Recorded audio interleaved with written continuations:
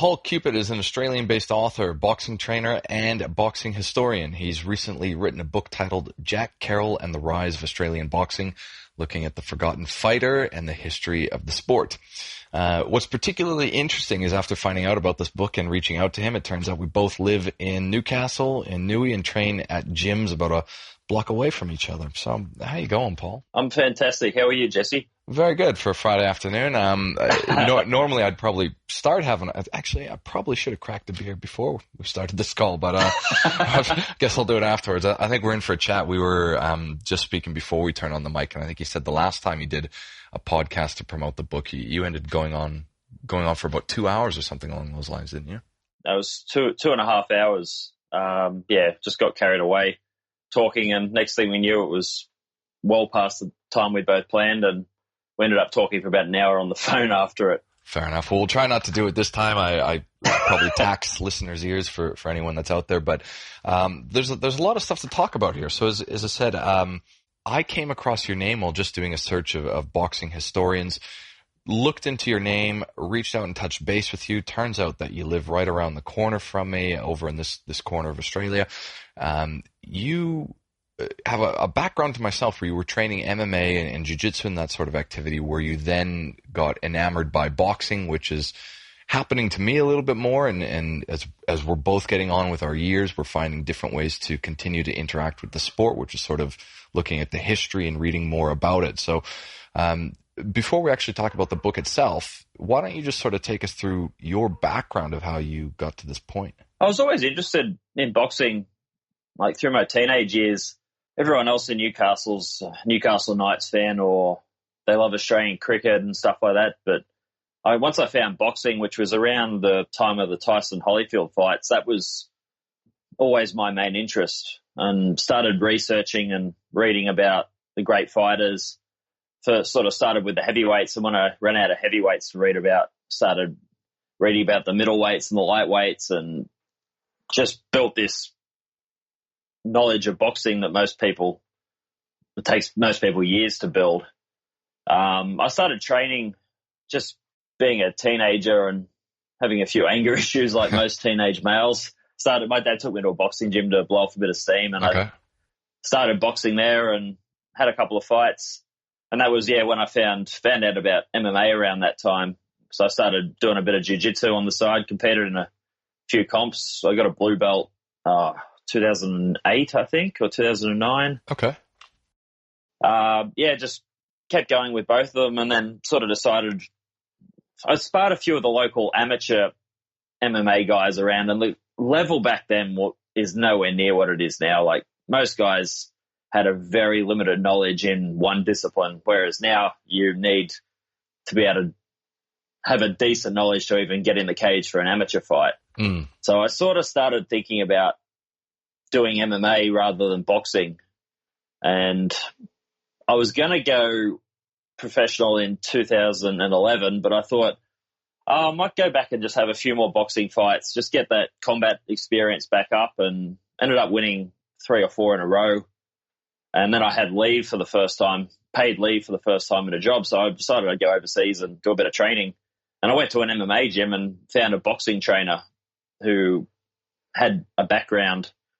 His trainer used to spar Joe Louis, the heavyweight champ from the 1930s and 40s. So you would tell me, for people that are listening, you went to Vegas and trained at Wanderlei Silva's gym. Is that correct? That's correct. That's right. correct. And okay. I was doing jiu-jitsu at Sergio Pena's, who Sergio's he was a coral belt when I was training under him. He had Stephan Bonner was a black belt under him. Frank Mir was a black belt under him. He had a few guys who were active in, I think WEC was still around back then. Yeah. Or one of the other ones, maybe it was Bellator. From training with Mike, who had a good knowledge of the history of the sport, I fell back in love with boxing, which was funny because I was training at an MMA gym at that time. Yes.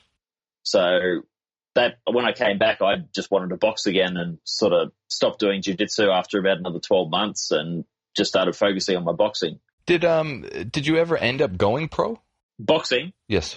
Yeah, I won the Australian title in the amateurs in 2012. When I say that, there's 2 Australian titles. So if you win the association Australian title, you go to the Olympics. I won the title in the league, which the league's sort of like an East Coast thing. There's a whole rivalry between the league and the association in amateur boxing in Australia. So I won the league title in 2012, and I turned pro in 2014. Okay. I was out for about 12 months with injuries before that. I had 2 fights, both well above my weight. I won one on points and lost the other on a split decision, and had a few pullouts since then. And yeah, I've just sort of slowly given it away, I guess. What is a lot of people don't quite understand the big difference between amateur and going pro. Obviously, it becomes you carry a record, you get paid cash for it. Stylistically, you don't fight to touch, you fight to do damage.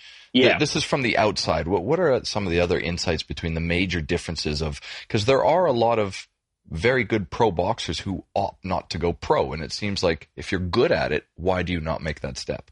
It's very much a business. You can't do it sort of half-assed. If you go pro and you're not training like a professional, you're going to get hurt. There's not a lot of money in it, really. You need businesses behind you who can sort of give you money while you're training. You need to be able to sell tickets if you go pro. You get a lot of really good amateurs who do go pro and they don't have that backing, so they end up getting found out by guys who probably weren't as good a fighter as them if everything was sort of even in terms of the training, if that makes sense.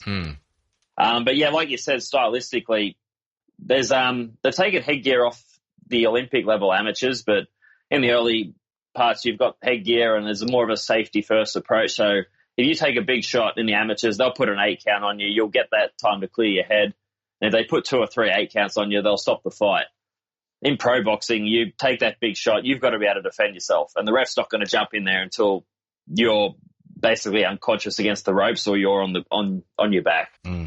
What's your opinion? I know at least a few years ago that they had determined that wearing the headgear really is artificial at best. It doesn't prevent you from receiving any brain damage, but this doesn't seem to have filtered down into a lot of gyms where they still require you. Is there really any benefit outside of not taking any cuts to the face of wearing headgear these days? No, it's just the cuts. It's actually, there's studies on it that show it adds to the brain damage because you've got the force of the punch landing on your head, and then you've got the force of the headgear also landing on your head. Right. That's the theory behind it. I personally like sparring without it, but if you spar someone who doesn't know where to put his head, the chance of you getting cut increases quite dramatically.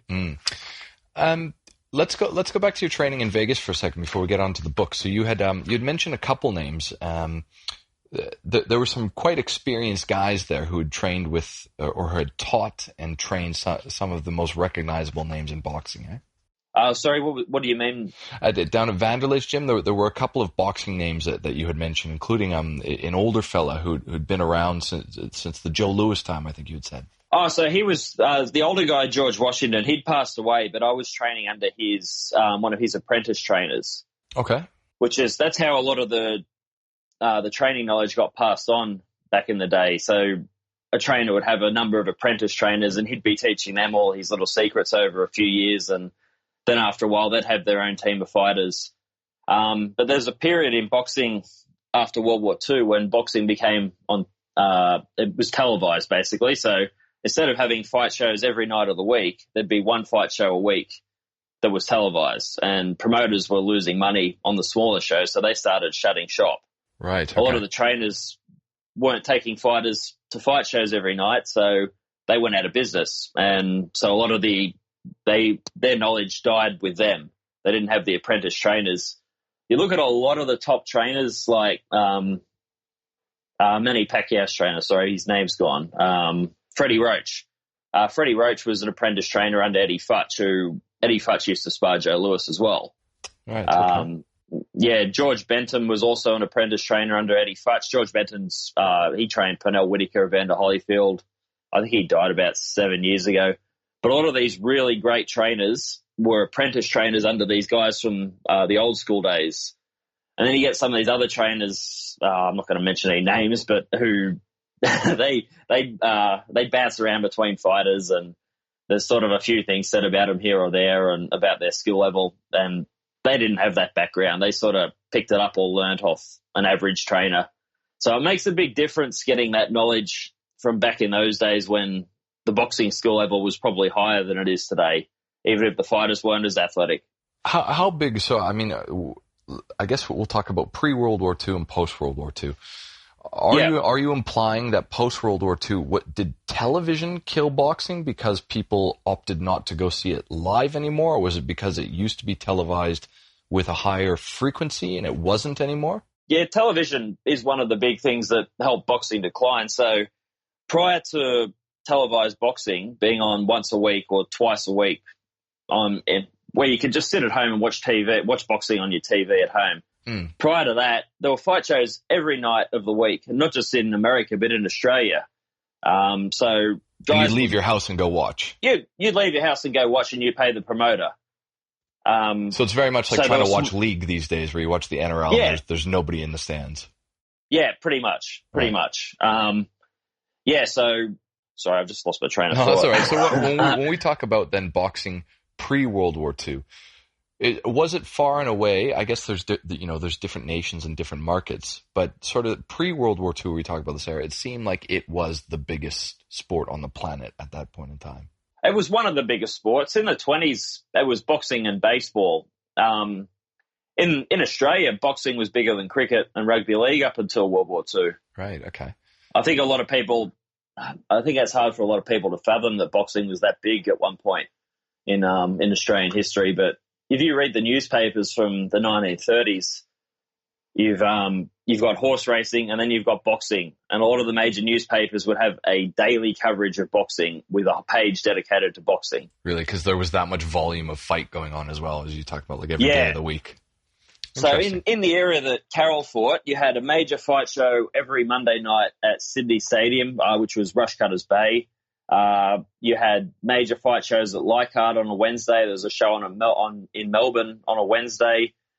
Friday was Brisbane Stadium and Newcastle Stadium. Saturday there was another show on in Melbourne Stadium. Then you had smaller stadiums like Newtown, Marrickville. They had weekly shows. They'd have a weekly show on one of the smaller nights of the week. So you could, if you were a preliminary fighter, you could box, and you sort of based in one of the major cities like Sydney or Melbourne, you could box 3 or 4 times a week. Yeah, right. So let's Whereas draw today, this. Yeah, sorry. Sorry. Oh yeah, today if you're a preliminary fighter, you might get 4 fights a year. Gotcha. Well, let's take this back a step, because really the reason why we're doing this podcast is to talk about this book that you've released on this boxer by the name of Jack Carroll. And it's a good segue, because as we're already using this conversation, there's a lot to talk about around the era, Australian international boxing as well around it. You've talked a little bit about your background. So just explain to us why you wanted to do this book first, and then we can talk about who Jack Carroll is, because as you said, no one knows who this person is. Yeah. So I've always been like I said earlier, I was always been a big fan of boxing history. At one point I just ran out of books to read. I had a big reading binge, and I sort of thought, I want to read something on Australian boxing. And I had my dad got me this documentary one Christmas called That's Boxing. It's a 3-hour documentary on the history of Australian boxing. And they had a little bit on Jack Carroll, and I looked him up on BoxRec, and I knew how great a fighter he was just from the names he beat, and just because I knew about the history of the sport. But there's also 2 other guys, Fred Henneberry and Ron Richards. Ron Richards was an Aboriginal boxer from Queensland, and Henneberry was a white working-class boxer from Sydney. And they had this 10-fight rivalry. I think 5 of the fights ended in disqualifications. Between just the 2, or this involves Jack Carroll as well? Like this? No, this is just these 2 guys. Okay. These 2 guys, Henneberry and Richards, fought 10 times. And the reports are that they hated each other. I've since found that wasn't true, but I sort of wanted to read about Richards and Henneberry, and went looking to see if there was a book written on it, and I found out there wasn't. And I just had this weird thought, I wonder how hard it is to write a book. Yeah. I was going to be, before I started boxing, I was at university for about 6 months planning on being a history teacher. So I'm pretty good with my history and my referencing and all that sort of stuff just from 6 months of university. So I started doing a bit of research and just trying to find some stuff in the newspapers about Richards and Henneberry, and I found out how much boxing was covered in that era. I was finding these full-page reports of Richards and Henneberry's fights and the lead up to it. So I started writing a little bit, and I sent it to a couple of friends what I'd written, and they encouraged me to keep going with it. I kept going with Richards and Henneberry, and the book was going to be about them. And then I got to the part where Henneberry fought Carroll, and that's when the book shifted to Carroll, because I started reading about how great Jack Carroll was. Now, did you know who he was before this time as well, or were you in the dark like all of us? I knew who he was from that documentary. Okay. There's about a 3-minute period on it, and it shows basically all the footage that still exists of Carroll, which is 3 minutes of him. He fights Jimmy Lito, who was one of the top-ranked welterweights, Izzy Janazzo, who just fought for the world welterweight title. One of the fights with Henneberry, and the other one's a guy named Wesley Ramey, who Carroll's one of 4 guys who stopped Ramey in his career. Ramey's considered by a lot of Americans one of the greatest boxers never to win a world title, and Jack Carroll just slaughtered him when they fought. Yeah, blood everywhere, and so there's a little clip of that. So that's in this documentary. So I knew about Carroll from the documentary, but it never goes into how popular he was or how much he was loved by the Australian people or anything like that. And so how are you finding this, though? You're going through newspaper archives. Like, at what point do you decide, I mean, you've got a 10-fight battle between 2 legendary fighters, and you from what you're telling me, effectively go, no, scrap that. I'm shifting over here. All the stuff I wrote on Richards and Henneberry are still included in the book, because so Carroll started fighting in the 20s, and boxing was just dead in Australia then. Like, they were fighting in front of half-filled stadiums. It was still quite a popular sport and probably one of the biggest 5 sports in Australia, but after Les Darcy died, boxing just sort of went into this wasteland for about 12 years. And so we'll go back on that, because a lot of people won't recognize that name either, especially a lot of international listeners. So do you want to... Should we segue there and just give a brief explanation of who Les is and I guess his importance in all this activity? Yeah, so Les Darcy was probably, he's arguably Australia's second world champion, but he doesn't really get the credit for being a world champion because he was only recognised in Australia. And Darcy, we're talking about the 1910s, really for people that... World War One, basically. He fought from, I can't remember when he actually turned pro, would have been 1911 or 1912, and he beat pretty much all of the top middleweights in the world. They were brought out there to Australia to fight him. And this was when he was 16, at 17 and 18. He ended up going to America during World War One. He was accused in the newspapers of draft dodging, and then he got an infection in his tooth and died over there, he died he died of pneumonia, but it was because of a tooth infection. So he died at age 21. But we've got, so for people that geographically don't know, over in Australia, we're on the East Coast. Newcastle is about 2 hours north of Sydney.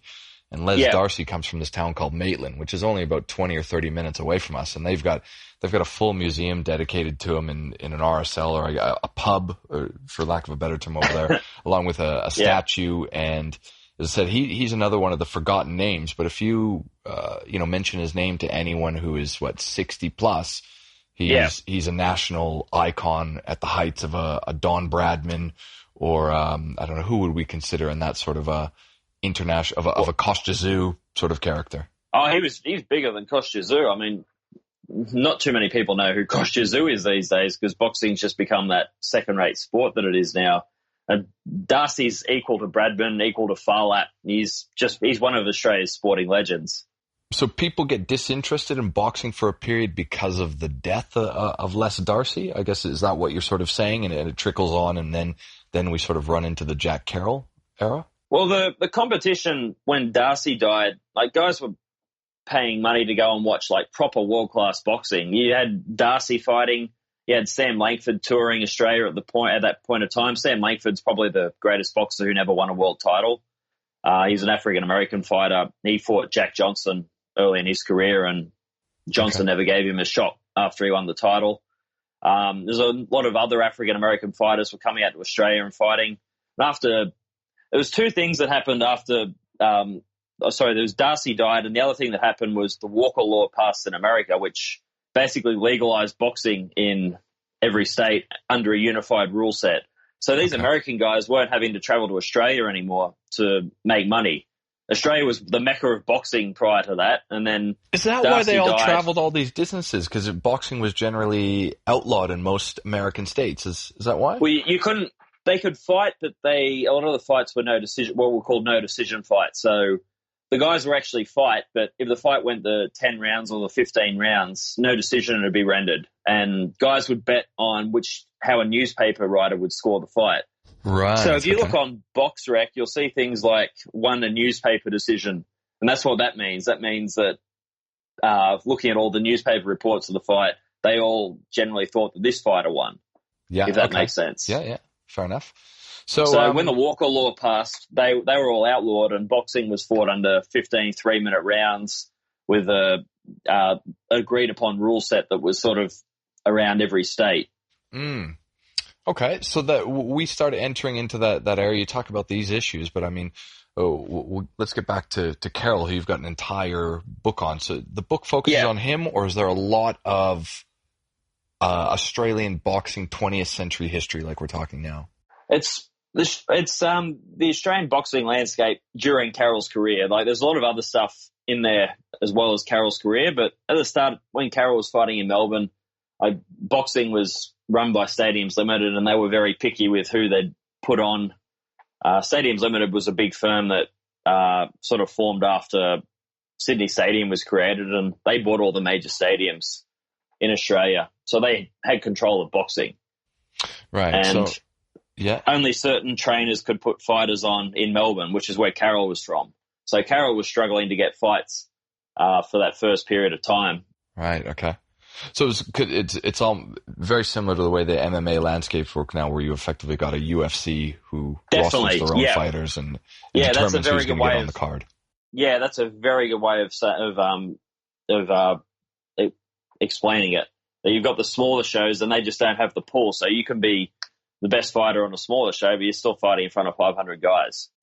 So how many? We'll probably segue into that later. As I was saying before we started recording, I was fascinated by the Rushcutters Bay Sydney Stadium and the Jack Johnson fights that took place there. But you mentioned some of the other stadiums, like Leichhardt and these other areas. There's the Sydney Stadium was what, a 20 or 40,000 seat, originally an open plan stadium before they shut the shed. Were they all of this sort of stature with boxing's popularity at the time, and how many stadiums were nationwide? Sydney Stadium was by far the biggest. I think it held 18,000 was its absolute maximum capacity.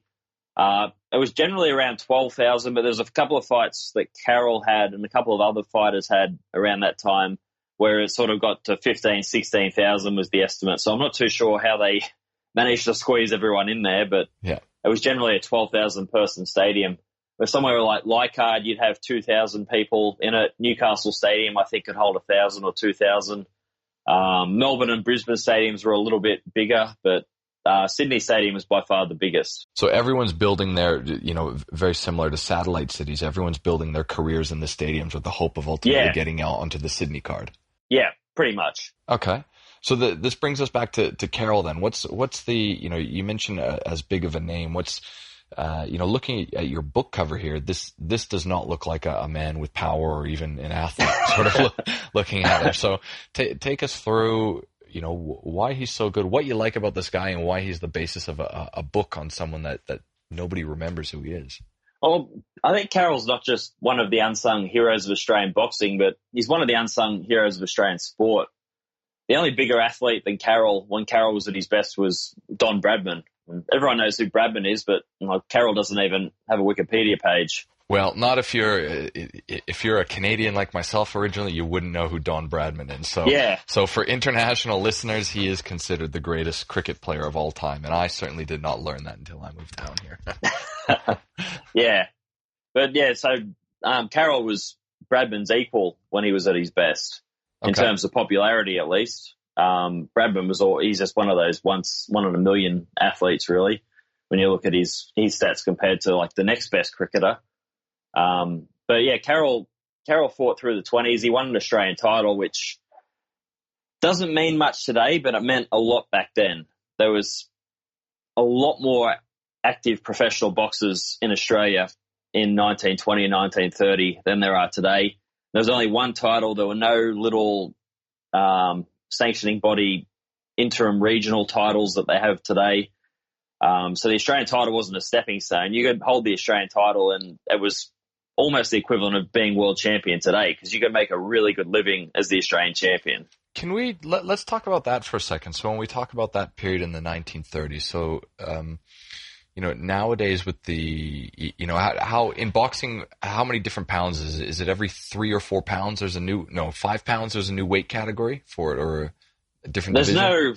There's no sort of basis with it. Yeah, I could name them by pound for you as you go up, but you got heavyweight cruiserweight down to light heavyweight's 25 pound, and then the next one down 7.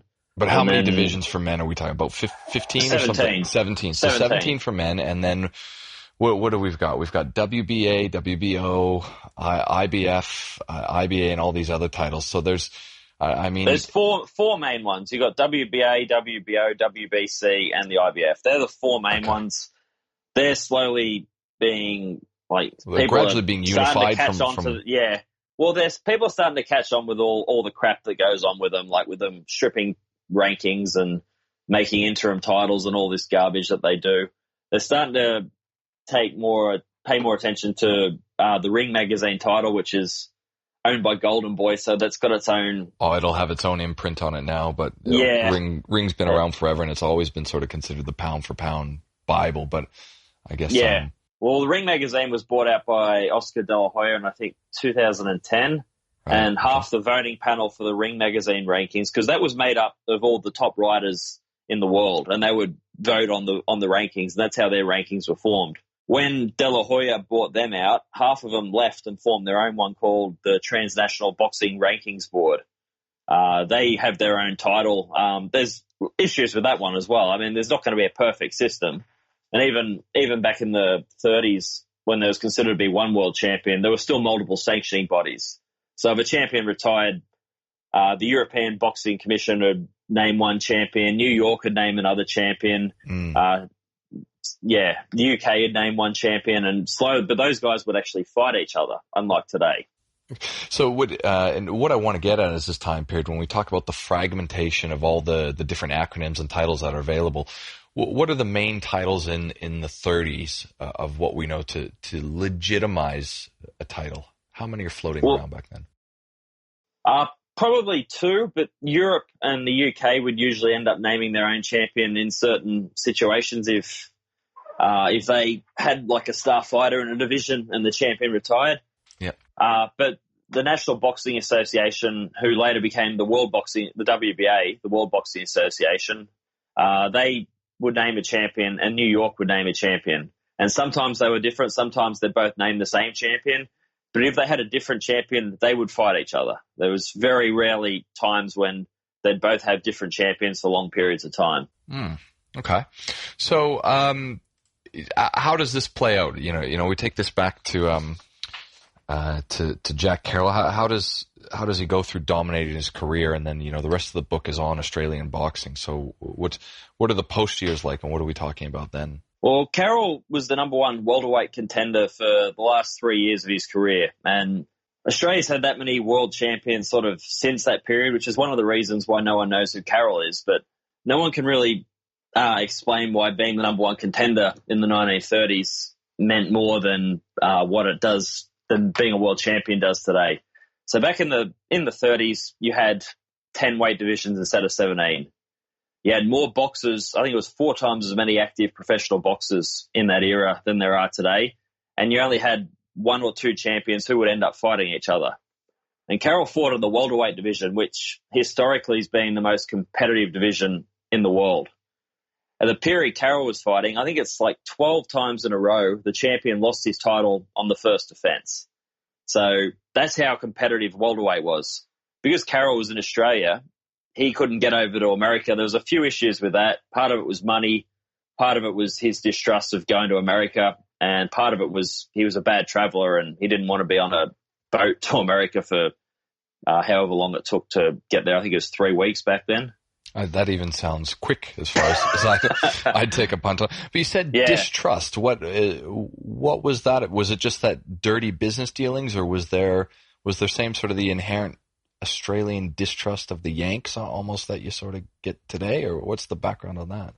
Well, that's a lot of that comes from Les Darcy, the way he was treated when he went to America. A lot of the American states wouldn't sanction any bout involving Darcy, or they wouldn't license him because of the pressure being put on them by the Australians back home. People aren't going to know this. So again, Les Darcy's a name that's popping up regularly, who would have been an even more popular boxer than Jack Carroll. Is this fair to say? Yes. In the years before? Okay. So Darcy, from my understanding, so we're talking World War I, tried to sign up for the war, and his mother outed him as not being aged 18 or something along those lines. Yeah, that's correct.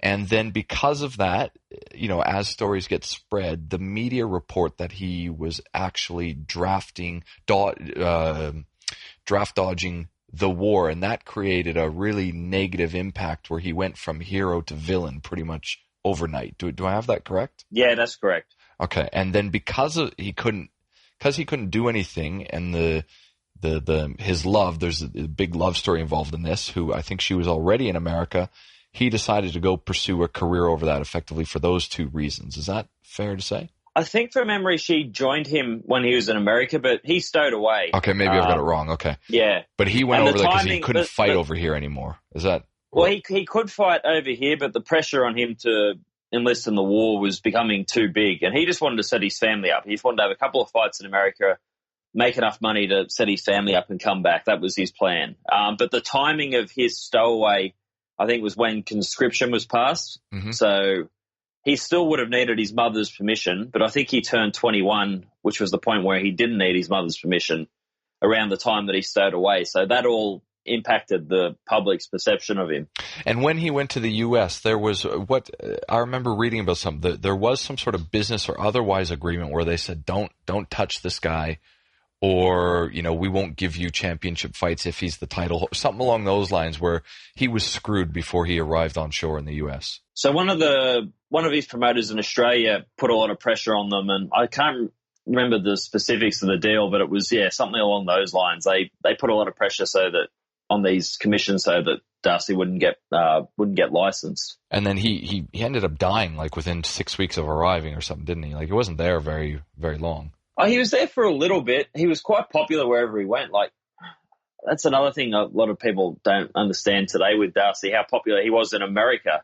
The newspapers would follow him around, and he'd be on the front page in whatever city he was in. And when he died, he was actually training for his first fight. So there's finally sort of the licensing details out. I think he was fighting Jack Dillon from memory, who either held the world light heavyweight title or was a future or former champion at the point when he fought Darcy, or he was going to fight Darcy, and he died 2 weeks before that fight was meant to take place. I forgot. How did we segue into Darcy again? Where we were talking about Darcy, and I said, well, let's explain who he is first. Yeah. How did we take this turn again? I've lost it as well. Yeah, fair enough. Okay. From the distrust of the Americans. Okay, that's right. Okay. Yeah. So, so Carroll remains a number one contender then. That's kind of the heights that he gets to, and you're saying that's impressive enough considering the competition that existed there to hold that position. The guys who fight today who win world championships, like they couldn't have fought in that era, I don't believe. I don't think they were skilled enough to fight in that era. When we talk about that time period, the term like journeyman is bandied around now, but there weren't the same employment opportunities that were available then. So when we talk about a boxer's career, what would that have looked like? Would that have just been fighting once a week, twice a week? Are you staying in the same city to do that? I'm not even necessarily talking about the highest upper echelon guys, but if we talk about, say a number 3, 4, 5, 6, 7, 8, 9 ranked guy, how active are they? And are they just staying afloat off the purse, or are they actually making good money during the period that they're fighting? Well, the top boxers were making good money while they were fighting, but I think a lot of them sort of squandered that money. Carroll was actually working while he fought. He had a little period where he just fought in the middle of his career. But when he started, when he was a preliminary fighter, I think he was working as a baker's apprentice, or he worked in a mill, something along those lines. He might have bounced between the two jobs. So he was fighting once or twice a week, sometimes once a month. And you could make about a week's wages from a preliminary fight. So if you fought once a week, and when you got up to fighting the main fight at the stadium, the agreement was the two main fighters would get 25% of the gate. So if you fought in front of a gate for £200, which was about 2 months' wages back then. So you'd get, if that was the total gate, you'd get £50. So you'd get a couple of weeks' wages. And that's for a 15-round fight. Wow. Okay. Yeah. Where was I going to go with this next? So we're talking about that. We get out of there. What happens to him? So Carroll had this really slow rise. He won the Australian title in the 20s, and he defended it a few times, and then there was a few issues with the stadiums. He lost a non-title fight by disqualification. So boxers in the 1920s and 30s didn't wear protective cuffs. Right. So if you got hit below the belt, that would be enough to end a fight. And you land a low blow and the other guy can't continue, you get disqualified. Yeah. So it was a non-title fight, but the other guy claimed the title, and one of the stadiums backed him. So the welterweight title of Australia got split in this little period. And there was a bit of bad press about Carroll in the 20s, that he was a boring fighter, and no one was really that interested in watching him fight. Okay. Then the middleweight division in Australia explodes. A guy named Jack Haynes comes along. He's winning a lot of big fights. He's beating a lot of Americans. But they're running out of competition for him, and then he fights this guy no one's heard of, who's 19 years old, named Ambrose Palmer, who's from Victoria. Palmer beats him. They end up fighting again 2 weeks later, and it's a draw for a title fight. So Haynes still holds the middleweight title. Then they have a really big third fight, and Palmer knocks Haynes out in the 12th round, and Haynes actually suffers a cerebral hemorrhage and ends his career. But Palmer's all of a sudden the big star of Australian boxing, which boosts Melbourne's fight scene, because Palmer's from Melbourne and Carroll's from Melbourne. And there's all this talk about the two of them fighting. And then not long after that, Fred Henneberry comes along, and Henneberry fights Palmer, and they have two really good fights. And Henneberry actually takes the middleweight title from Palmer, and Palmer can't make the weight anymore. So he moves up and he becomes the heavyweight star. Then Henneberry ends up fighting Richards, and they fought 6 times in the first 2 years. So their first 6 fights took place within 2 years. And Henneberry and Richards both fight. They both fight Palmer in there, and Henneberry actually knocked Jack Carroll out. He was the last man who actually beat Jack Carroll. That was in 1932 from memory. Yeah, 1932. So that sort of boosts Henneberry's popularity. And Carroll's sort of floating around middleweight at this point, thinking, I might try and... He's not making a lot of money. He's actually considering quitting at that point. They needed a big money fight for Henneberry, so they took him down to Melbourne to fight Carroll. It was meant to be for the middleweight title, which Henneberry held, but he refused to put the title on the line last minute. And Carroll ends up completely outboxing Henneberry, and it turns his whole career around. Okay. He sells out Melbourne Stadium and wins every round against Henneberry, just beats him to a pulp. Henneberry takes it all because he's a tough guy and Carroll's a smaller guy. But all of a sudden, Carroll's now the number 1 draw card in Australia, and he doesn't lose again in the rest of his career. So that's from 1932 through to 1938. And these are active fighters that we're talking about. It's not a once-a-year fight that they're having. I'm trying to think how many fights he would have had. It would have been, I think it was 18 fights undefeated at the end of his career. And that's pretty inactive for a fighter around that period of time. The other thing that's interesting is that you mentioned that they weren't wearing groin guards. We don't really talk about protection much. Was there much different in anything like the mouthpiece that one would wear, or were gloves fashioned differently back then? Well, you're fighting in the horsehair gloves, and I think they would have been fighting in 6-ounce gloves, and the thumb wasn't attached, so you've got the risk of getting the thumb in the eye. Yeah, I don't think the mouth guards, there would have been a lot of technology with those. Do you know much about? Were they still just like a rubber gum shield that you insert, or? I think that's pretty much all it would have been. I don't really know the full specifics of it though. Right, and then we're talking about, as you said, thumbs that aren't if you're not a boxer, the thumb is sewn in to the first finger. So these are loose and open at the time, eh? Yeah. Right. Okay. So he goes on for a few more years, and then what? He sort of retires around. Did you say sort of at the onset of World War II, effectively? He retired in 1938. After he beat Henneberry, he unified the welterweight title. So the guy who had claimed the title from that non-title fight, he ended up losing, and someone else beat him, and he ended up beating a Newcastle fighter actually named Bluey Jones. Okay. And then he beat Ron Richards in what was a pretty big fight in Australian boxing. And then they started bringing these Americans out to Australia. Ambrose Palmer was actually a big part of that. So they're bringing a lot of guys out for Palmer to fight. And Henneberry fought them. And so Ron Richards, Ambrose Palmer, Jack Carroll, and Fred Henneberry all end up fighting all these great American fighters in the 1930s. And Carroll just starts beating these guys, and the guys he beats starts getting better and better. So they start bringing really top world-ranked guys out to fight him, and he's stopping them. There's one point in his career, he fights Willard Brown, who was, I think, the 6th-ranked welterweight in the world. He stopped him in 12 rounds from memory.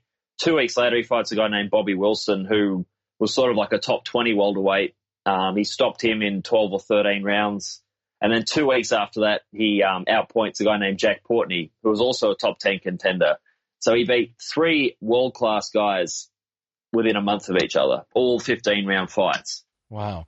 And I don't think people really don't understand this. What did you say the sort of gloves they were wearing at the time? What was the weight on them that you said? I think they were about 6-ounce gloves. Maybe they wouldn't have. No, they wouldn't have been 8s. They would have had to wear 6 in that era. I mean, these are really, for anyone who follows MMA, it's pretty much like wearing an MMA glove. Then they're really just enough, hopefully, that you don't break your hands when you're fighting. Yeah, pretty much. Well, Carroll actually had really bad hand problems throughout his career. He actually took up work in an abattoir in the second half of his career, firstly to make money, but he also put the ripping of the carcass with his bare hands. That strengthened his wrists and his hands, and he didn't have those hand problems the rest of his career. Yeah, right. Okay. Well, this is similar. I think it was Darcy again that we talk about, and that Les Darcy was a blacksmith, and I talk about this of him using that strength in there because he would get on the inside and just lay his weight on you and really wear you down. And I don't think I don't think a lot of people give credence to sort of the background work of the other strategies besides just throwing a 1-2 at your opponent. Yeah, well, you get guys today, you see them hitting the tire with the sledgehammer. That's basically what Darcy was doing, but he was doing a 10-hour shift. So he was doing that all day. Yeah. That's the fitness difference with today. Well, this is very similar into MMA, though. You would know that era very well, is when they talk about Matt Hughes and how strong he was, because at the end of the day, he was a farmer. So that's all he's doing, throwing hay barrels around for, and again, it's farming, so it's probably a 10 to 12 hour day. Well, one of the fights with Henneberry and Richards, I think it was their third fight. It was one where Henneberry stopped Richards. Yeah, it would have been the third fight. So Richards took the title from Henneberry on a controversial disqualification in their second fight, and then Henneberry took it back off him in the third fight. But the way Henneberry actually prepared for that fight, he took a job on a farm. So he was doing that sort of stuff that you were talking about that Matt Hughes used to do. And he actually went and worked on a farm to get himself in shape for a boxing match. Do you know much about the old style training? Like when you watch film footage, it's always a little bit comedic because they're just sort of swinging their arms in the air while moving their feet around a little bit, and it's very different to the way that the way that you watch them hold pads these days. Sort of being brought up through that era. Do you know much about like the boxing specific training that they were doing at that point in time? The newspapers used to cover like the gyms. They go around all the big gyms, and there'd be a daily report on who sparred who and what the star fighter who's got the fight coming up this weekend was doing. So a lot of guys were doing shadow boxing. They were sparring a fair bit, but I don't think they were sparring overly heavy. They'd usually get on the bag after that, and then they'd do what they called floor exercises, which I think's just your general fitness sort of stuff, like your push-ups, your sit-ups, and that sort of stuff. Carroll used to do his road work in the morning as well. Speaking with his daughter, I didn't actually realize he's got 2 of his daughters are still alive. They're both in their late 80s. Right. Okay. When I made attempts to contact the family, and the people I knew who knew a lot of these people in Australian boxing, like the families and stuff, they said everyone from that era was sort of passed on. And then find out after the book comes out that both his daughters are still alive. So I've had a good chat with one of them, with his older daughter Betty, and she said he used to put multiple tracksuits on and go running at about 4 or 5 a.m. every morning. You're quite complimentary of this era of talking about or rather the trainers who came out of this being much more specific to it. Boxers from this time period, probably outside of Jack Johnson, don't look like anything. They're not muscular beings, but you seem to imply that there were a lot more tricks of the trade at that point in time. Do you think they were a lot more technical, or is it just because they were fighting more regularly? How do you compare them to fighters today? The technique's definitely better back then. Yeah. You didn't get guys. You see fights today that are world championship fights as they're billed, and guys have had 15, 20 fights, and then they're gassing out after 10 rounds. You never saw that back in those fights. The guys who got tired were beaten to a pulp before they got tired. Okay. The skill level that you get, people jump up and down about guys like Lomachenko and Canelo, and they put their slow motion clips up. If you watch a fight from the 30s, the stuff that those guys are doing today, they were all doing it back then. It's just not as obvious because the film quality is not as good. Okay. And do you think that contributes to boxing's downfall? Because when you talk about this era where, they're fit, they're technical, they're blasting each other, they're really fighting, that it's very rare to see a fight like that. Like, I mean, Horn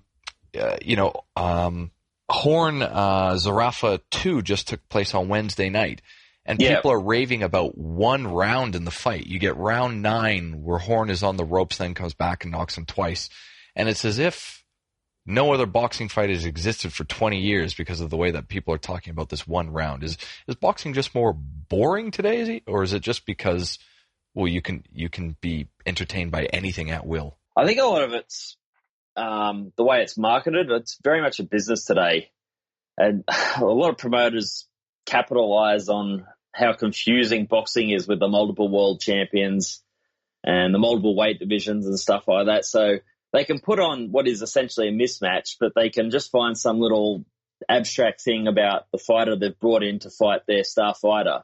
And the fighter's pretty average. Like, he'd be someone from Argentina who's built up a pretty good record fighting pretty average guys in Argentina.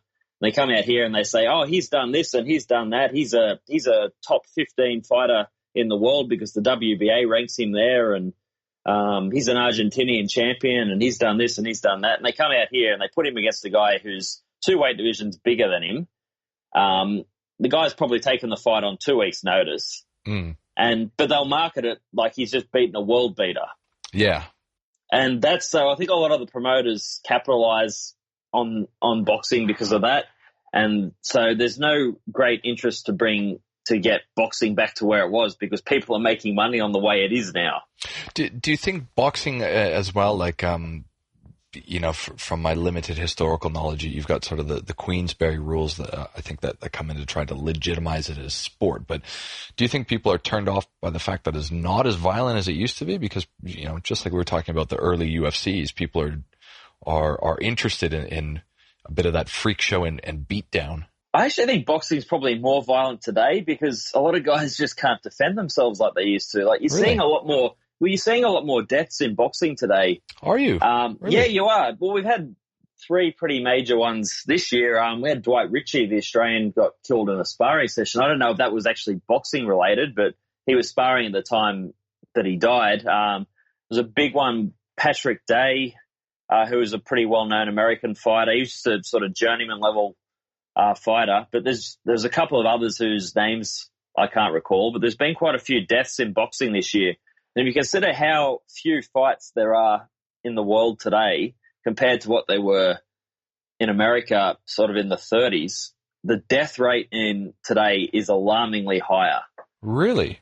Yeah, if you actually look the statistics up, the death rate today is alarmingly higher. And you reckon that has to do with lack of defense in modern boxers? Not so much just lack of defense. That's definitely one of the key issues, but lack of skill. Guys don't know how to pace themselves today because they're jumping from 4 rounds to 6 rounds to 10 rounds to 12 rounds in just a matter of fights. All right, so fatigue as well, and not that proper build-up of experience. Yeah, so you look at Carroll's career, he fights probably 26 rounders, then he jumps up to 10 rounds, and he fights probably 10 or 15 10-rounders. Then he's up to 15-round fights, but they're only 2-minute rounds, these ones. Okay.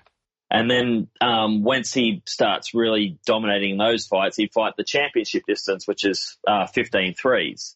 Today, you get guys turning pro. They have a 4-rounder, then they have a 6-rounder. They have a 6-rounder because that means they can fight for a state title, which is an 8-rounder. They don't fight anyone in any of these fights. So these fights usually last 2 or 3 rounds after they've had 100 hard amateur fights. Then they fight for an Australian title, which is 10 rounds. And then they're fighting for these regional titles, which are sometimes 12-round fights. So you've got 6-7 fight veterans fighting 12-round fights, which is the same distance that Floyd Mayweather and Manny Pacquiao fought. Mm. So they're not ready for 12 rounds. There's no build-up to it. And they get to round 6 or 7 in a fight that their experience level, a 6-round fight is probably what they should be doing. And they're tired and they're in a hard fight. And then they've got to take punishment for another 7 rounds. Well, this really seems to be like this is almost a trademark of Jeff Horn's style, where by round 8 he looks exhausted, only to somehow come back in rounds 10, 11, and 12. Yeah, well, Jeff Horn's I think he's a very good athlete. I'm not a huge fan of his trainer, Glenn Rushton. I think. Well, he's my understanding is that he was actually a martial arts trainer, and he just sort of stumbled upon Jeff. But he's not a boxing trainer. If you actually read Jeff Horn's book, Horn talks that he went there to learn self-defense. And at the point where he started there, Rushton was saying things like he wanted to get into boxing because that's where the money is. Ah, okay, yeah. But he's got a lot of financial connections because I think he owns a financial broking business or something along those lines. Okay. So he's got quite a good number of connections there. And so he can get a lot of his fighters sponsorship, which is, I think, why a lot of guys go to him. Well, we've actually, in my business in Australia for our periodical, we've actually done an interview with Phil, who's the owner of Oxmar Properties, who's the big name, the financier behind Horn originally that allowed him to train. And you'll see Oxmar Properties build on everything that Jeff's associated with. Yeah. Okay, look, sort of jumping back then, actually, we'll talk about sort of post-50s and Australian boxers and how they come up. But one of the things that's very interesting to me when you talk about this is, unlike a lot of other things that Australians sort of think that they're competitive with on the international scene, the way that you're talking, Australia was really one of the elite countries for producing fighters in this time period. Well, yeah, definitely. We you got to take into consideration that Australia was a very small country back then, but we produced a lot of really great fighters in the early days. You've got young Griffo, who was Australia's first world champion. He was recognised as the world featherweight champion in Great Britain. He ended up dying in America as a drunk when he went over there. But if you look at his record, he's another fighter who he's got a fantastic record. You got Les Darcy. There's a lot of fighters sort of in between that era. Bob Fitzsimmons, who is one of the greatest pound-for-pound fighters of all time. He was the first 3-weight world champion and the second gloved heavyweight champion in boxing history. He learned to fight in Australia. Yeah, right. Yeah, okay. Interesting. We had Billy Grimes sort of in the period between Darcy and Carroll. Then you've got Carroll, Palmer, Hanbury, Richards. They were all world-class fighters back when world-class fighter actually meant something. They were all at one point ranked in the top 5 in their division. So is it fairly safe to say that as well then, like when you talk about the deterioration in popularity, is it post-World War II where the quality of fighter deteriorates as well? Like if we start looking at the 1950s and onwards? I think so in Australia, definitely, because the same thing, like TV Ringside, I think started in the early 60s, and it's about that time when the smaller shows sort of start dying off as well. So who comes after Jack Carroll then? Like when we talk about, because I said I didn't move over here till 2000, so names prior to Jeff Fennick are pretty foreign to me. So who do we start looking at in the 50s, 60s, and 70s who start taking up the mantle for Australian boxing? Well, you got Dave Sands, who was another Les Darcy in that he was the top contender for the middleweight title and he died in a truck crash.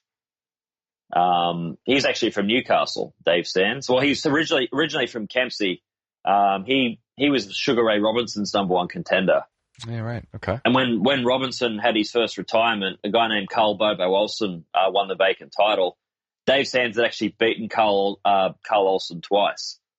That's how good Sands was. Okay.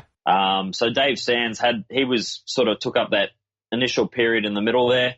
Then we had our first undisputed world champion in Jimmy Carruthers, who won the bantamweight title. If you can find the footage of him winning that title, it's on YouTube. It's a ridiculous amount of punches he lands in 2 minutes of fighting. He just jumps on the champion Vic Tawil and just annihilates him in 2 minutes. I can't remember the exact number of punches, but I think it's over 100 in a single round. Really? Yeah, it's brutal. It's really bad. Fair enough. And so what? What era is he from then? When are we talking? Then? Carruthers won the title in 52. Okay. And Dave Sands died in 52 as well. Carruthers held the title. He actually retired with the title. He made a comeback in the 60s and sort of ruined his undefeated record. Had a couple of guys like Tommy Burns and George Barnes who were good fighters, and they were big draw cards in Australia, but they weren't the world-class fighter that Carroll or Henneberry or Richards were. Tommy Burns was a Canadian.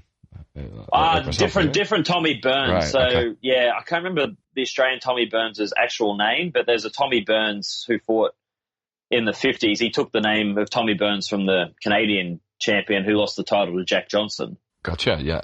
Yeah, so I think he was a welterweight and middleweight champion. We also had a guy named Vic Patrick in that era who was a top contender. We touched on that era a little bit as I mentioned, I'm particularly fascinated about Sydney Stadium or Rushcutters Bay Stadium at that period. And as I said, to me, it's one of the, no one brought it up to me ever. It's one of those things, again, similar to your book, that I just I came across myself and said, why doesn't anyone know this? But the Sydney Stadium, which would have been Australia's largest boxing stadium at that point in time, I think we're talking, 1908 to 1917, roughly around that period? Do I have those dates right? Well, Sydney Stadium operated until, I can't actually remember when they knocked it down. Oh, maybe the 30s or something. It went on for... No, it was more towards the 80s because oh, really? Frank Sinatra played there in the 60s. So maybe there was a second iteration, because what I'm talking about is I think it was an open air stadium and then the tin shed, and then did they tear it down and rebuild it? Yeah, they didn't actually. I think they just put a roof over it. Right, I don't think they actually tore it down.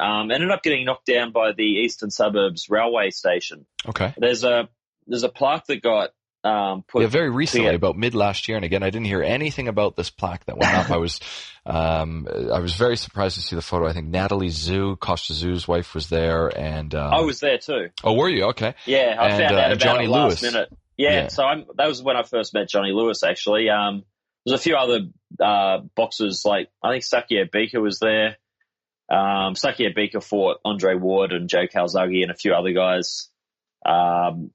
A guy named Sharky Raymond, who was a top contender in the 60s, was there. But this is all, we were talking about how I've seen Unforgivable Blackness, the film documentary by Ken Burns, and you've got the book on it. And in terms of Australian history, this is the first time that they allowed a black man to compete for the heavyweight title. And this was America's Jack Johnson, who for years was effectively chasing around Tommy Burns, who was a white Canadian at that time. And Burns refused to fight him. And eventually, the stories are that Jack Johnson was chase him around the world and sit in crowds in his fight and mock him while he was fighting until he got the chance to make this fight happen. And he battered Tommy Burns for something like 10, 11, 12, 15 rounds or something before they cut the cameras off, and the ending of the fight doesn't actually exist anymore because they cut it off. And all this happened right in the heart of Sydney at the time. And I'm fascinated that out of the country's history, this isn't, it's not the same, but it sort of almost feels like a Rosa Parks type moment that happened here. And you go, like, why doesn't anyone know about this? I know. Well, the actual story with how that fight took place, Hugh McIntosh was the promoter. Yes. So he leased this field from a Chinese guy, and he said, I want to lease this field to put a two-man show on, is what he told him. Didn't actually tell him what the two-man show was, that it was Tommy Burns versus, I think it was Bill Squires he fought in Sydney, and he fought another Australian named Bill Lang in Melbourne. And And McIntosh had timed this to coincide with the visit. The American fleet was touring the world basically to show their power. So he's got Tommy Burns to come to Australia and fight an Australian who he's already knocked out. So Burns comes here and knocks either Squires or Lang out first, then he knocks the other one out in Melbourne. And Jack Johnson then follows Tommy Burns to Australia and says, I want to fight him. Hugh McIntosh has got this huge amount of money from these fights, and he's got nothing to do with it at the time. So I'm going to put this Jack Johnson-Tommy Burns fight on. So he goes to Tommy Burns and says to him, how much money do you want to fight Jack Johnson? And Burns makes this ridiculous, comes up with this ridiculous sum of what was £5,000 back then. Yeah. And McIntosh basically pays him on the spot, and he has to fight him. Yeah, that's I remember that. Do you know much about that era? I mean, what happens after that? I mean, the general population was pissed that a black guy had taken the title. But at the same time, again, I've not read the Unforgivable Blackness book, but I've seen the documentary. But it still seems that even though they didn't want a black champion, they were very intrigued and interested in the personality of Jack Johnson, I guess, for lack of a better term. Well, he was selling out big stadiums, fighting top contenders for years after it. He held the title for 7 years. They actually introduced a law called the boxing one, the Mann Act, which prohibited an African American from taking a woman across state lines for. That's right, because that's how they banned him from boxing, wasn't it? Jack Johnson was so hated that the American government created laws to put him in jail. Yes, that says a lot about Jack Johnson in that era. The thing that fight did, the Johnson-Burns fight, is it kickstarted. They really took boxing to the next level in Australia. Like, boxing's always been a big sport in Australia before that, but it hadn't been on that level. Like, the American fleet came to watch the Tommy Burns heavyweight title fight before he fought Jack Johnson, but it ended up being the Australian public who bought all the tickets. Okay, and that helped cement the popularity. Well, they'd never really seen boxing on that level. And then Jack Johnson had actually fought in Australia prior to fighting Burns as well. He was down here in, I think, 1905. He fought both Lang and Squires and knocked them both out. And had a lot of other top fighters like Sam Langford, Joe Jeanette, Sam McVeigh, who were the top three African-American challengers in the era that Johnson fought. And Johnson had actually beaten all three of them prior to winning the title, but he never gave any of them a title shot. So he gets criticised by a lot of historians for not fighting the top contender during that era as well. Really? Okay. Yeah. Interesting. I guess we'll go through. You mentioned the trainers as well around this time, and sort of it was really interesting the way that you talked about it, because you said I trained with this guy, you trained with that. In the lineage, the way that the way that people talk about almost like Brazilian Jiu-Jitsu of where they come from, and that's really the first time I've heard that come across from a boxing trainer perspective. So you had talked about wild card boxing and Freddie Roach and what makes him so great. Do you how much of it these days, and I guess hearkening back to the old days of trainers, is really based around what a trainer does for the boxer versus their God-given talent as an athlete? A lot of the top boxers today are coming from like the Soviet states, like what were the Ukraine and Kazakhstan and Russia. So a lot of the top trainers in America are picking these guys up who have learnt sort of under a completely different system. Can we talk about that just for a second? I've watched a couple of videos on YouTube of just going over the jab cross when, I can't even remember this particular one, a boxing gym in Russia.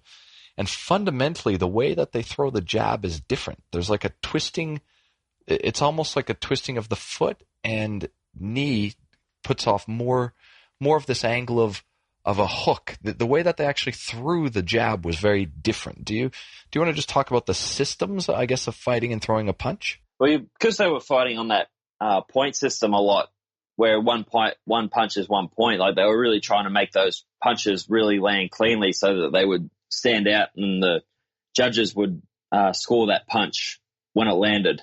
That was the hard part of that scoring system, is you had to land that punch so clean that the judges would clearly see that you landed that punch. And then they all had to react within a second of each other, I think, for the point to actually register. Whereas the American style, the jab was sort of used to set everything up. And that's more of what I teach when I teach boxing. Not so much landing that big, stiff jab and trying to hurt someone with that jab and making it so clean that the judges all recognize it, but more using the jab to set up the cross and the hook and using those punches to set up your inside attacks or to stop the guy from getting on the inside and stuff like that, if that makes sense. And are those, I'm hearing you, so Eastern European style is using the jab as a lone landing strike in itself.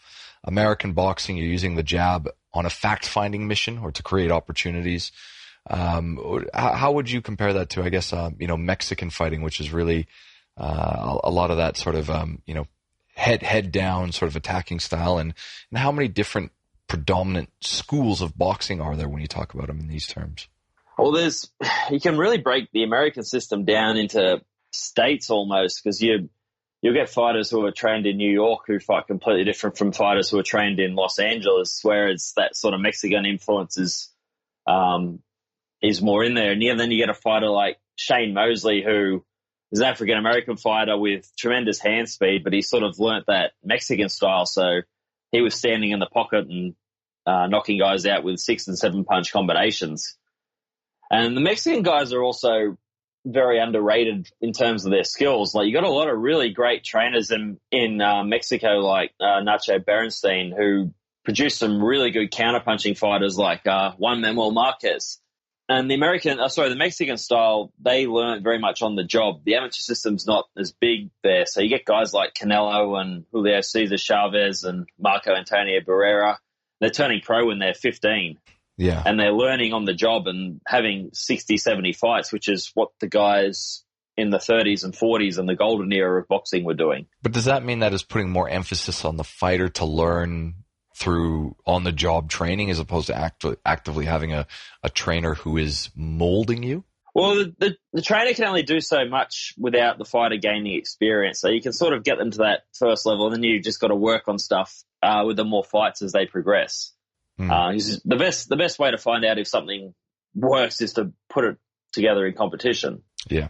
Okay. So you're going to start picking holes, seeing whether a guy's got a weakness when he's actually in that competition. And you can only simulate that so much with sparring. There's nothing beats actual fight experience. And so just to recap then, would those sort of be the three major schools of, I guess, at the top level of boxing when you sort of describe Mexican, American, and is it Eastern European, I suppose?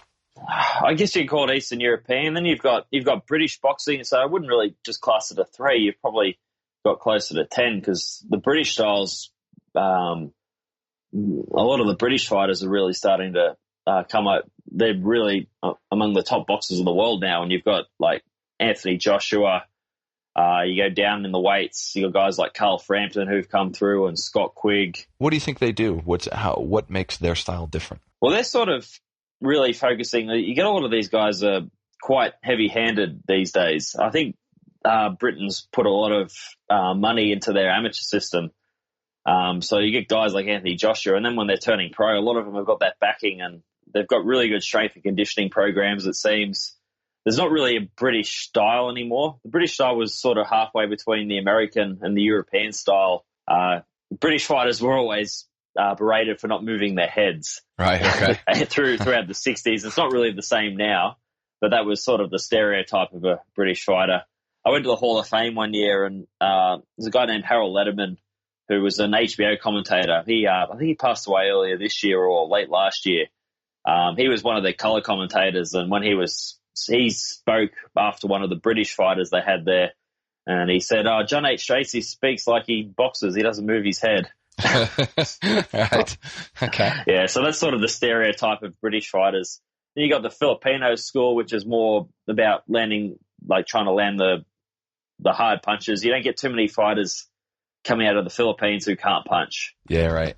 So there's sort of, I guess, stereotypes with each where fighters come from in certain regards, and then you've got plenty of exceptions to those rules as well. It was much more obvious sort of in the 30s and 40s where guys were. Well, you're trapped in that location, I guess. So, yeah. I guess the world's such a smaller place now with the internet, so you you're getting guys in Australia now are fighting more like the Cuban guys were fighting in the 80s and stuff like that, because the information's much more readily available. Yeah.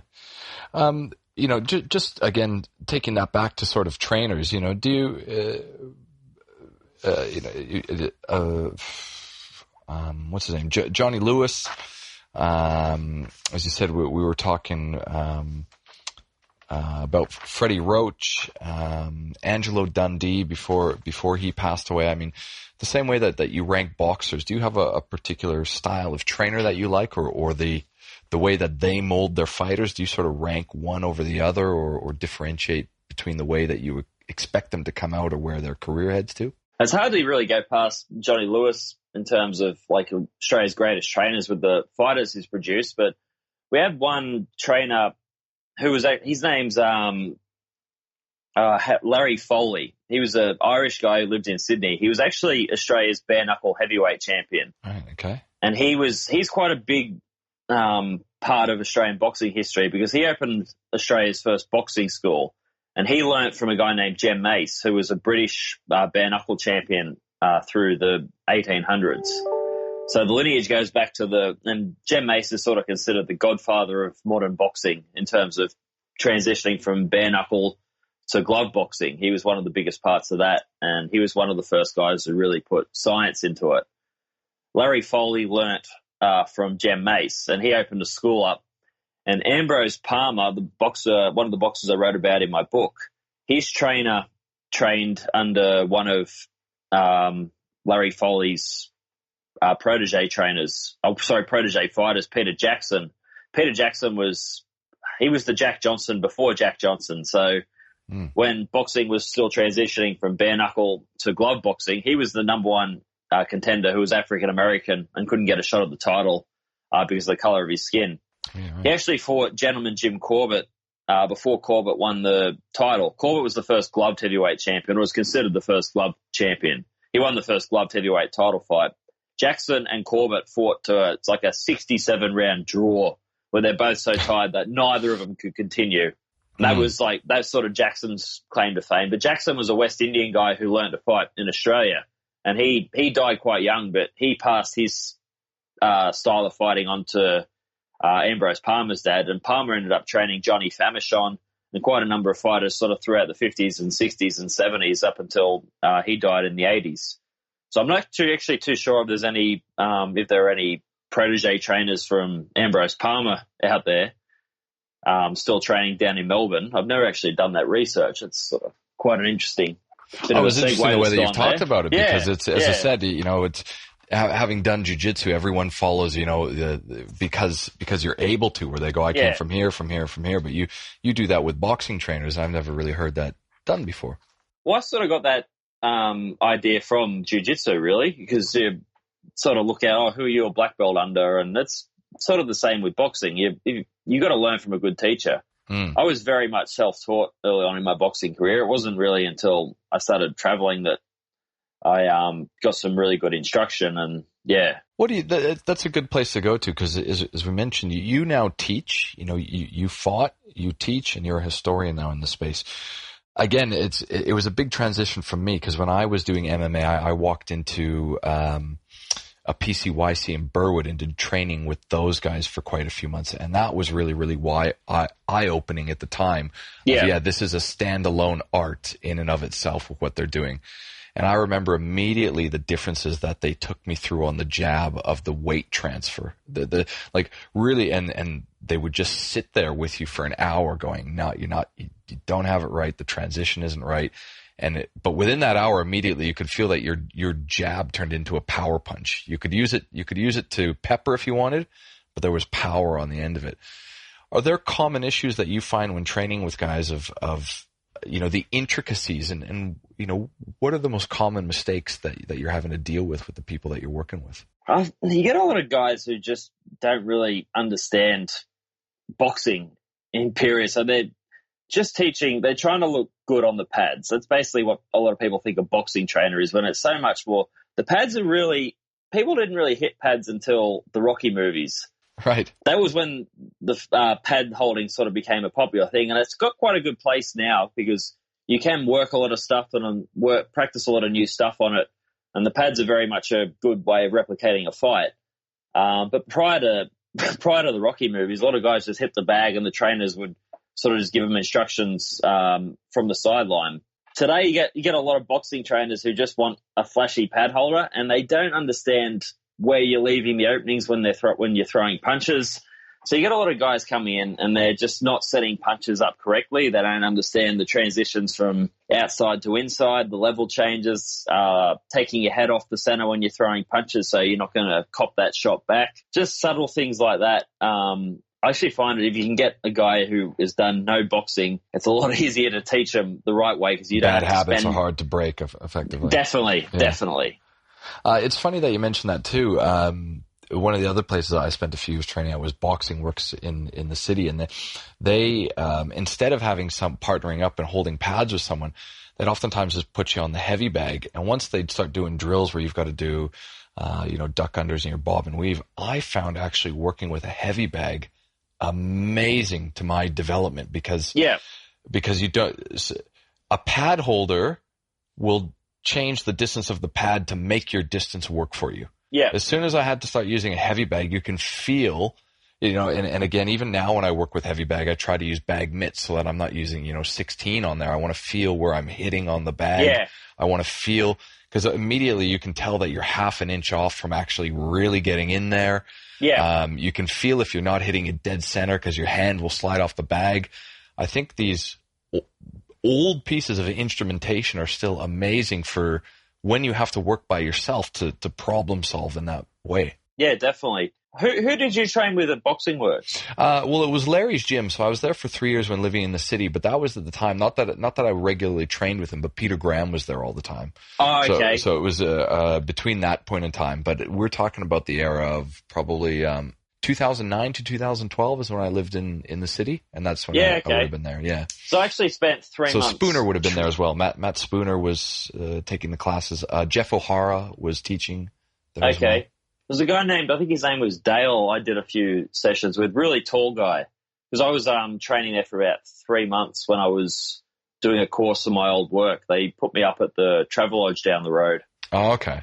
So I would just I found the gym and I'd just walk up there, and I was doing wrestling with Larry and Alex Cook, and I was doing boxing with a guy named Dale, I think his name was. Yeah, we were talking, when I go train at Jamie Ballard's, is another old standing name here, we talk about Alex Cook, and everyone's just got the craziest stories. It just sounds like, I trained with him a few times, and I remember Larry would get me, and when Alex would get behind you with that gable grip, Larry would be like, you better get in tight because he's going to lift you and slide. It's just all right.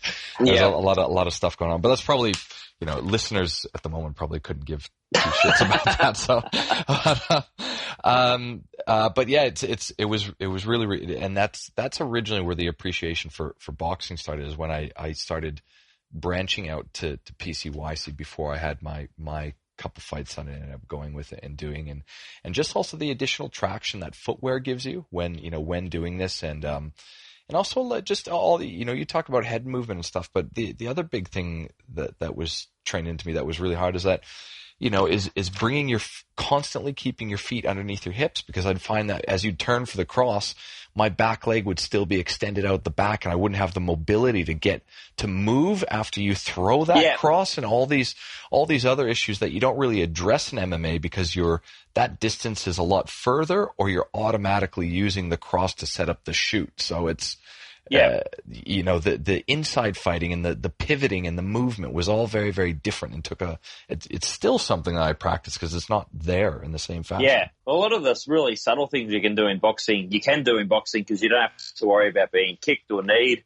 And that's where boxers can never make that transition to MMA, because they're just so ingrained in doing these little inside pivots and moving their head and bending at the waist and stuff, things that'll get you knocked out in a minute. In MMA, or get you choked out or taken down.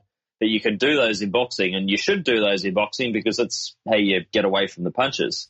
Well, it's one of the hardest things I've had with working with guys, and since we've set up a syllabus and started training, I've put them through boxing first, because I've found personally one of the hardest things to overcome is that when you introduce them to kickboxing or karate first, is that they use that outside kicking distance at all costs, and it gets them really hard to get comfortable with either boxing or a bit of inside fighting. So we start with that.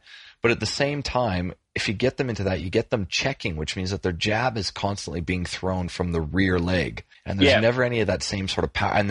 And because of that, it's all being thrown from the shoulder as well. There's no transition or hip movement to actually throw a jab.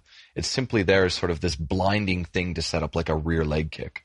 The good thing with boxing that I find does actually work, I think will work for MMA, is that boxing, so when I did jiu-jitsu, I was never really that good. Like, I wasn't an elite blue belt or anything like that. But because a lot of the guys I was versing in comps didn't have that combat experience that I had with just half a dozen boxing matches, I had a big advantage over them. Because I was going in there, I wasn't worried about getting hurt, because I've been in fights where you got guys trying to hit you with everything they've got. So you actually feel like you're really in a fight, and you're coming out of it and you're feeling like you're in a fight.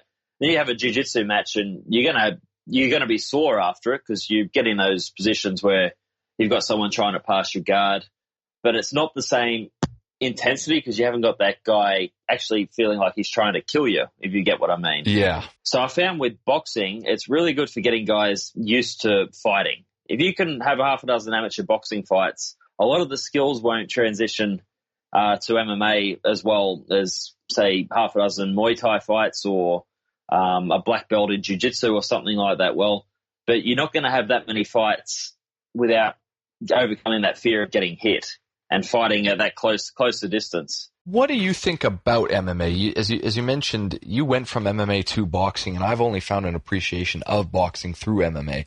But I assume that you still must watch at least a little bit of it. What do you find about the how has it changed since you watched it in the 90s, and how do you feel like the level of boxing is today within that sport? And you've already touched on some of the inherent differences of what you can and can't get away with. Yeah, boxing's always getting better. MMA's always, like, the skill level's getting better. Like, when I started training at Alpha, where I train now, I watched the submission wrestling class, and half the things they do, I'm still trying to work out what they're doing now.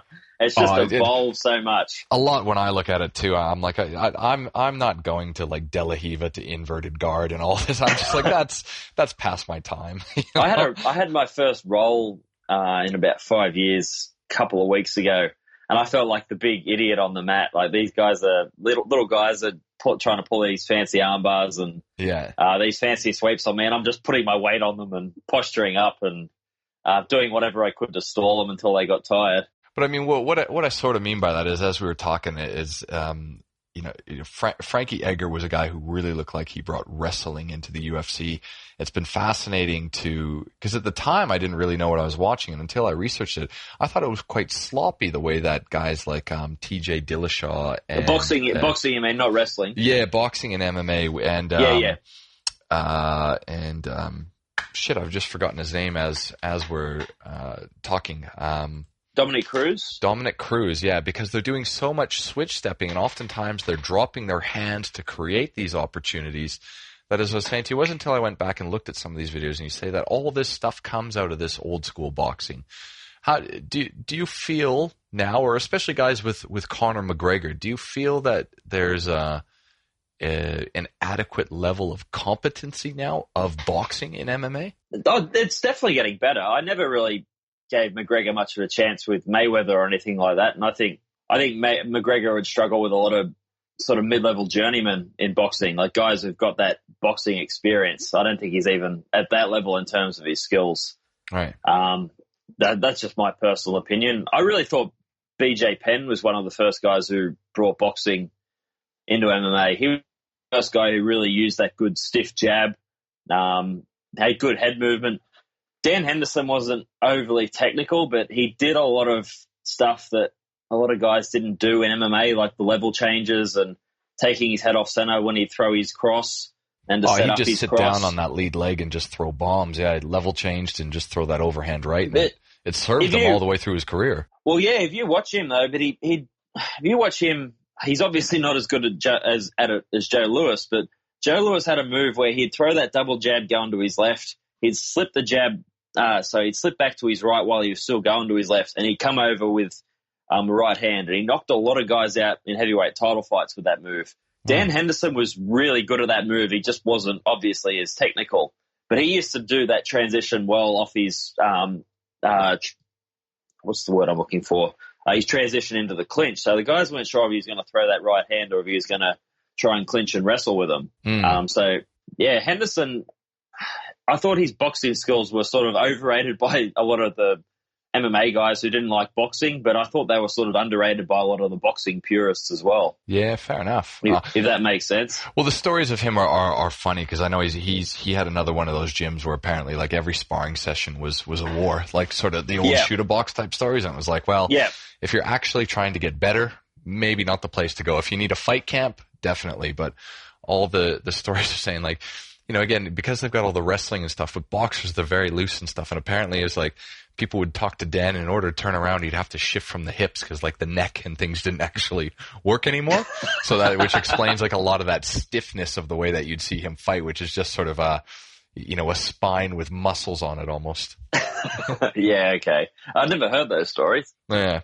Look, we're probably getting towards the end of it, but I mean, where do you sort of think, because, as I said, I'm finding more and more out about boxing. What are some of the other things of you think of where the sport is now? I have to say, compared to probably I'd say 5 years ago, it really feels like boxing has had a large resurgence. Both, the McGregor fight, yes, that's brought in new fans, but as you said, you've got Anthony Joshua, Golovkin, Lomachenko, Canelo. Like, it seems like there's a lot of really big names that are driving a lot of interest at the moment.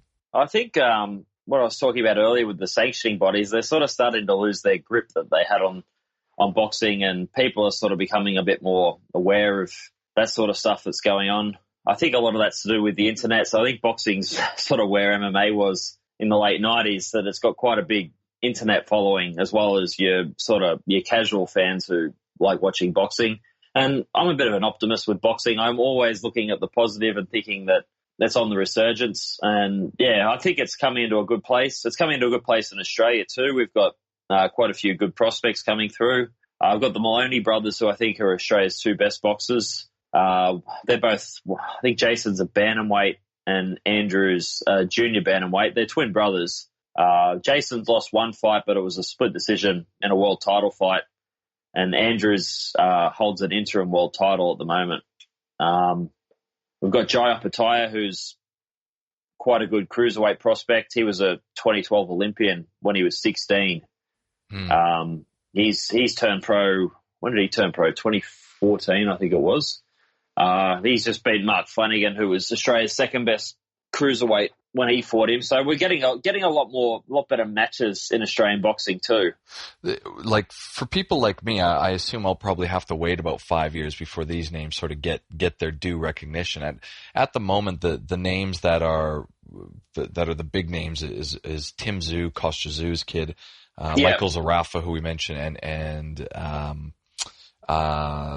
Jeff Horn, who just fought the other week. I mean, Horn seems to be, I think he's got a new deal out of this fight, but he certainly seems to be on the tail end of his career. But Zarafa and Tim Tszyu seem to have opportunities ahead of them. How do you sort of, do you think they can really get to that, the world stage?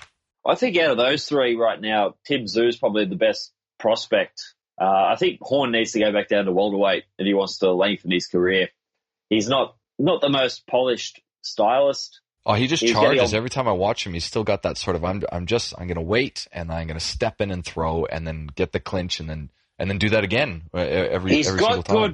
He's got surprisingly quick feet. I wouldn't really call his footwork overly technical, but he makes some good subtle angles when he comes in, and he's got a really weird rhythm. I think his